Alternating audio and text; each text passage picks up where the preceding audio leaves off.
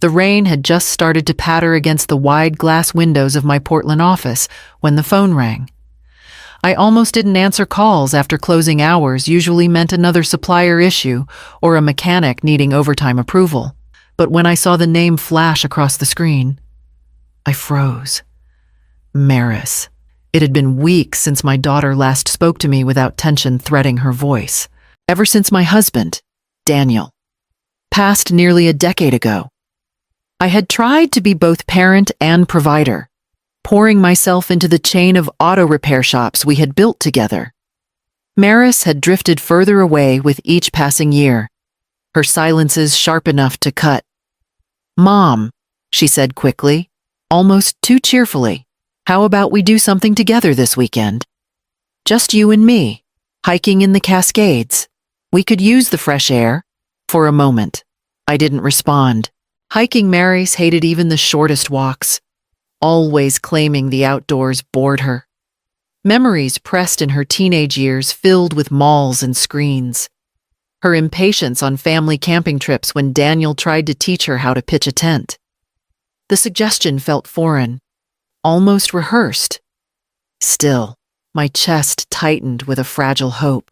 I thought of Daniel's funeral, the way Maris had clutched my hand with trembling fingers, whispering she would never leave me.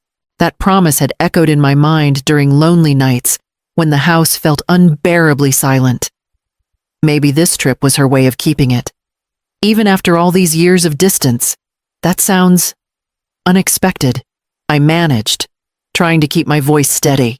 She laughed, light but hollow. "Come on, Mom. You always said nature clears the head. Let's give it a try." I leaned back in Daniel's old leather chair, the smell of motor oil lingering faintly on my hands from the shop floor earlier. My instincts whispered caution, reminding me of every unresolved argument and every strange note in her tone these past months. But against that whisper rose something louder, my yearning for connection, my desire to believe my daughter wanted me. "All right, Maris," I said softly, "let's go hiking." The line went quiet for half a beat before she exhaled in relief. "Great. I'll send you the details." When the call ended, I sat in silence, the rain steady outside, telling myself I had chosen hope. The weekend was already waiting. And so was the trail. The morning air in the Cascades was sharp enough to sting my lungs, and the trail wound upward through pines that dripped with dew. Maris walked a few paces ahead, her new boots crunching over loose stones. She looked oddly energized, glancing back at me with a smile that felt more like a mask than a moment of joy. "Mom, tell me again about your Navy days," she called, adjusting the straps on her pack. "How did you survive out there with nothing but training?" Her sudden interest unsettled me. For years she had brushed off those stories, rolling her eyes at my insistence that discipline built character. Now she was pressing for details: how I found water in hostile terrain, how I kept calm when supplies ran low. I answered in measured tones, trying to ignore the strange glint in her eyes as she scribbled something into a small notebook she'd tucked into her jacket pocket. The climb grew steeper, and I stopped to steady myself, pressing a hand against the bark of a fir tree. When I looked up, Maris was off to the side, her head bent low over her phone. Her lips moved in a whisper, quick and urgent. But when she noticed me watching, she slipped it away and forced another smile. "You okay back there?" she asked, voice a little too bright. I nodded, though unease coiled in my stomach every few minutes. She found another excuse to check her phone, the map. She said, "Or the weather." The excuses never quite rang true. I wanted to ask outright, to demand honesty, but instead I bit back the words. It had taken so much to get her here with me, and I couldn't bear to risk shattering that fragile bridge. So I told myself she was just nervous, that the woods unsettled her. I let hope drown out the whisper in my gut, the one that had kept me alive in places far harsher than this trail, and with each step deeper into the forest, I convinced myself it was love, not danger, that waited ahead. The forest had grown darker as we pressed farther along the trail, the canopy weaving overhead so tightly that sunlight only broke through in fractured streaks. The air smelled of wet moss and pine, heavy with silence except for the steady trickle of water nearby. Maris paused, shifting her pack and glancing at me with a faint smile. "Mom, can you grab some water from that stream? I'll set up a spot for us to rest." Her tone was casual, almost warm, and for a moment it made me feel like we'd found our rhythm again. I stepped carefully down the embankment, crouched beside the cold stream, and let the water run over my fingers before filling my bottle. It was colder than I expected, numbing my skin as if reminding me how far we were from the safety of roads and towns. When I climbed back up, bottle capped and ready, the clearing was empty. At first I thought she had just wandered into the trees. "Maris." My voice echoed strangely through the pines. I waited, listening for footsteps. A laugh. Anything. But there was only the rustle of branches in the wind. That was when I saw it, a single sheet of paper weighted on a moss-covered rock. My name scrawled across the front. My chest tightened as I unfolded it. Just one word stared back at me in her handwriting. "Goodbye." I stood frozen, my hand trembling, reading it over and over as if the letters might rearrange into something less cruel. My daughter, my only child, had walked away. Not lost. Not mistaken, but by choice. The betrayal slammed into me with the force of a storm. For a long moment, grief pinned me where I stood. Memories of late nights working double shifts to pay her tuition. Of Daniel's dying breath when he made me promise to take care of her, flashed like jagged lightning. I pressed the note against my chest, the paper dampening with my sweat, but grief could not feed me. Nor could it shield me from the dangers of the forest. The years of Navy training stirred, pulling me back from the edge of despair. Shelter, water, movement, ordered discipline, not tears, would keep me alive. I folded the note carefully, tucked it into my jacket pocket, and forced my legs to move forward into the silence of the trees. I stood alone in the clearing, the note still burning in my pocket, and forced myself to take inventory. My hands patted down my jacket as if I might conjure something more. A small pocket knife I always carried, layered clothing against the cold, my water bottle half full from the stream. No food, no map, no compass, nothing else. The weight of it pressed on me. If Maris had intended this as some twisted lesson, she'd chosen well. She had stripped me to almost nothing. I closed my eyes and let my breath steady, the way it had during Navy drills years ago when panic had to be silenced, or it would kill you faster than enemy fire. Shelter, water, fire, movement. 4 words, drilled into me until they became second nature. If I followed them, I had a chance. I looked around at the towering pines, the layers of needles beneath my boots, and chose west toward where I thought the main road might be. The forest was silent except for the faint tapping of a woodpecker. My own pulse was louder. As I walked, memories surfaced unbidden, each step pulling them forward. 3 jobs in my 30s. My hands blistered from long shifts so Maris could attend the private school her father had dreamed of for her. $40,000 a year for tuition, just so she would never know the same limits I had.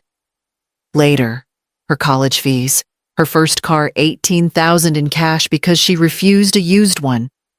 I told myself it was love. But now, in the stillness of the woods, I saw it for what it had been. I had bought her comfort, and in the process, erased her resilience. The realization cut deeper than the betrayal itself. I had made her soft, dependent, waiting for the world to hand her what I had bled for. And now she had turned that softness into cruelty. The anger that rose in me was sharp, clean, a fire stronger than fear. It filled my chest, steadied my stride, and reminded me that I was not a woman who would lay down in the dirt to die. I gripped the knife in my pocket, lifted my chin, and moved deeper into the trees. The ground grew softer beneath my boots. Patches of damp soil broken by prints far larger than my own. I crouched low, tracing the rounded pads pressed into the mud, the claw marks deep at the tips.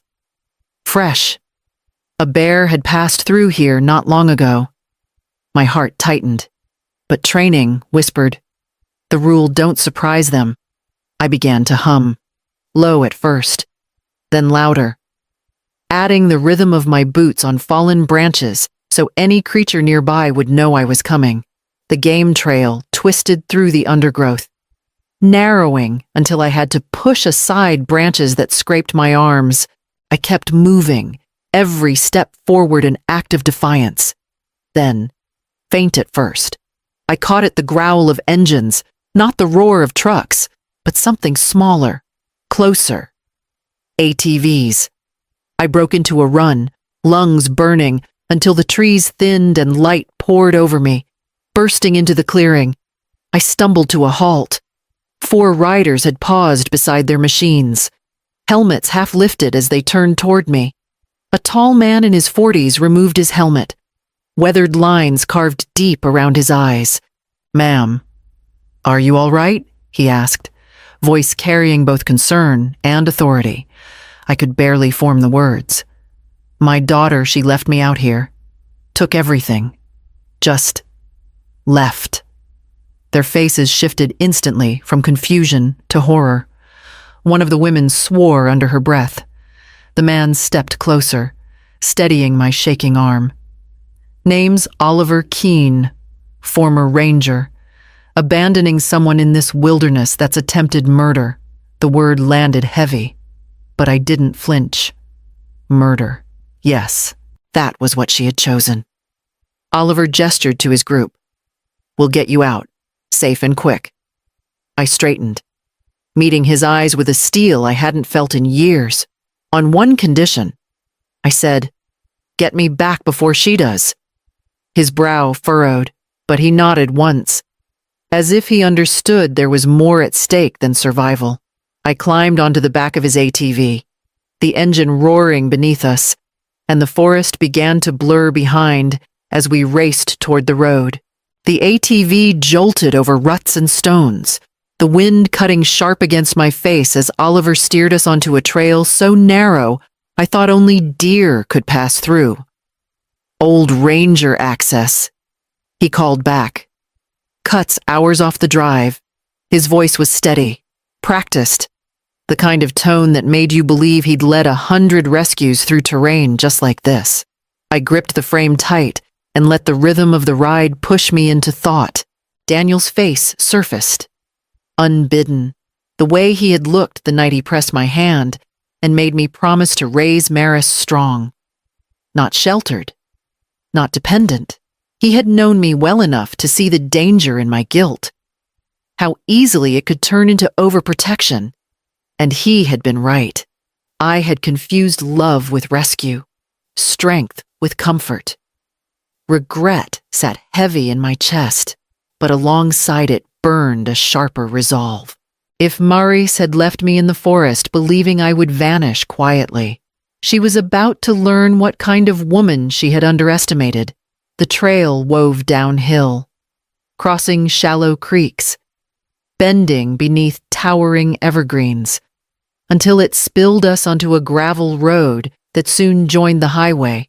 Civilization reappeared in fragments, mailboxes at the edge of driveways, the faint hum of traffic, then the outline of a small town. Oliver slowed the ATV and pointed toward the cluster of buildings ahead. "She'll take longer. Going around the main road." He said, "You'll be back before her." I nodded, the weight of those words settling like armor. Back before her. That was all I needed, at the lodge. I checked into a room that smelled faintly of cedar and old quilts. Oliver lingered at the doorway, watching me with the quiet respect of someone who knew this wasn't over. I thanked him and shut the door behind me. Alone, I set my pack down on the bed and stood still for a moment, listening to the hush of the room. My heart no longer raced with fear, it beat with strategy. Even as the forest dirt clung to my boots, my mind was already shaping the counterattack. I placed my travel bag on the cedar desk and unzipped it slowly, the sound sharp in the quiet lodge room. My hands trembled only once before I forced them steady. From the hidden pocket, I drew out the folder I had packed in Portland legal documents I'd revised weeks earlier.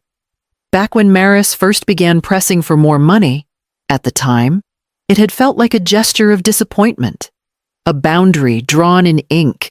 Now, they were my shield. I spread the papers across the desk. The new will was clear every asset, every share of the shops. Every account would go not to Maris, but to veterans organizations, wildlife conservation groups, and a scholarship fund named for Daniel. His name at the top of the page steadied me. For years I had tried to keep my promise to him by giving Maris everything, but perhaps this was the truer way, ensuring his legacy helped those who still valued effort and grit. A knock at the adjoining door broke my thoughts. Oliver stepped in, a small camera bag slung over his shoulder. "Got the equipment," he said. "Audio and video. If she says anything incriminating, we'll have it all." I nodded, letting him set up near the vent, where the angle covered both the door and the desk. He worked with the practiced quiet of someone who had seen too much wilderness tragedy, his presence grounding me. When he left, the room felt heavier. The documents stared back at me. Not just words, but the story of everything I had built, everything I had sacrificed. And yet, they also carried the proof of my failure. Maris's weakness was not born in a vacuum. I had made her soft, thinking I was protecting her. I sat down on the edge of the bed, my voice barely above a whisper. I created her weakness, but I won't let her destroy me. The words tasted of both confession and vow. The clock on the nightstand ticked steadily toward the hour I knew she would arrive. I rose, squared my shoulders, and positioned myself at the desk. The papers fanned out like a waiting verdict. The key scraped against the lock, followed by the slow creak of the door. Maris stepped inside, her expression carrying the smug satisfaction of someone expecting silence. When her eyes met mine across the room, her smile froze. The blood drained from her face, leaving her standing rigid in the doorway.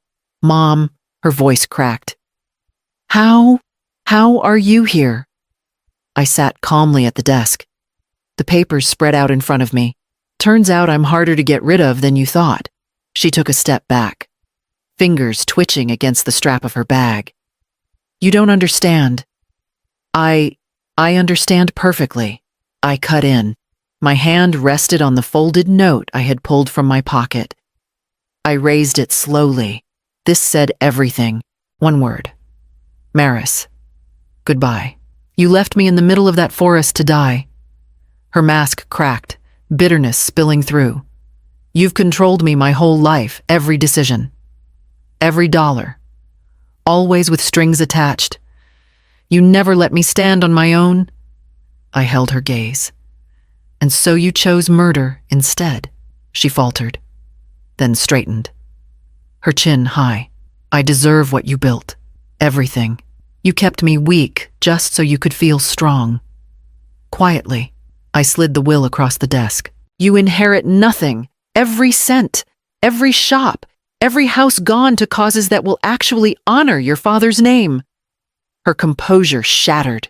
She lunged forward, snatching the papers, scanning them with frantic eyes. "No, you can't do this." Her voice rose, breaking into a plea. "Mom, please, I'll change. "I'll be better." Then fury twisted her features. "This is your fault. You made me this way." I didn't move. Behind the adjoining door, Oliver's equipment hummed, capturing every word, every confession. Maris collapsed into the chair opposite me, the papers trembling in her hands, unaware that her downfall was already sealed.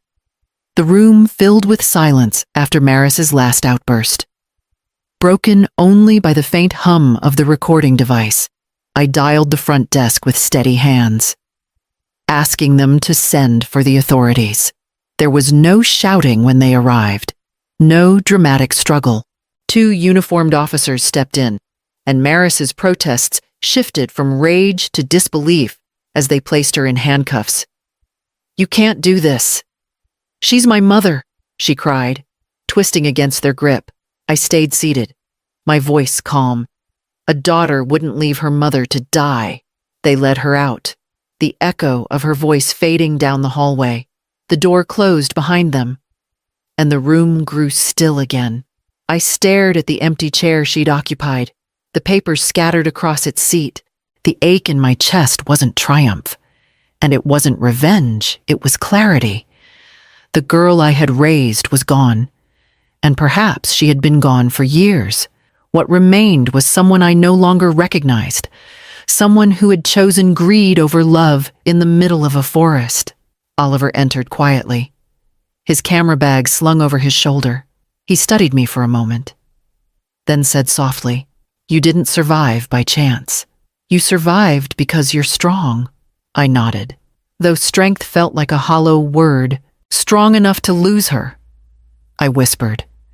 He placed a hand on the back of the chair, steady and grounding. "No. Strong enough to finally see her for who she is." I gathered the documents, folded them with precision, and slipped them back into my bag. The work ahead was no longer about survival. It was about rebuilding, and I knew exactly where to begin. Portland's spring rain greeted me when I returned home, the streets glistening beneath gray skies that no longer felt heavy. At my attorney's office, I signed the final papers establishing the Rowan Foundation in Daniel's name. The shops would fund scholarships, veterans programs, and conservation efforts, causes that honored his grit and the values we once shared. As I set the pen down, I felt a quiet satisfaction settle in my chest. Days later, I walked my neighborhood at dusk, the scent of lilacs drifting from front gardens. For the first time in years, my steps felt unburdened. I wasn't looking over my shoulder for Maris's next demand or drowning in guilt over not being enough. The silence around me was no longer loneliness. It was peace. One evening, a letter arrived from the jail. 5 pages, neatly written in Maris's hand. She apologized, explained, pleaded, between the lines. Though, I recognized the same manipulation, the promises of change, if only I would reconsider. If only I would give again. I read each word once, then fed the pages into my shredder. The sound of the blades chewing through the paper was final, almost cleansing. Standing there, I realized the truth. I had not only survived the wilderness, I had survived the kind of motherhood that had twisted me with guilt and blinded me with fear. Some endings do not break you. Some endings save you. Some goodbyes are the beginning of peace.